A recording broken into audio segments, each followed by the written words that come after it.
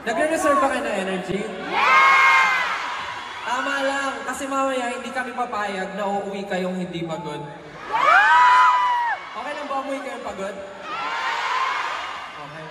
So again, guys, thank you so much for watching our show. And again, thank you so much for coming here today. And we're expecting you guys to have fun tonight. And we are expecting your energy. Is that okay? So again, thank you so much, 18 Singapore. Hope you enjoyed our live sound check. And mamaya, mas marami pa kaming ipo-perform. So please reserve your energy. And yeah, that's all. Thank you. We'll be back later.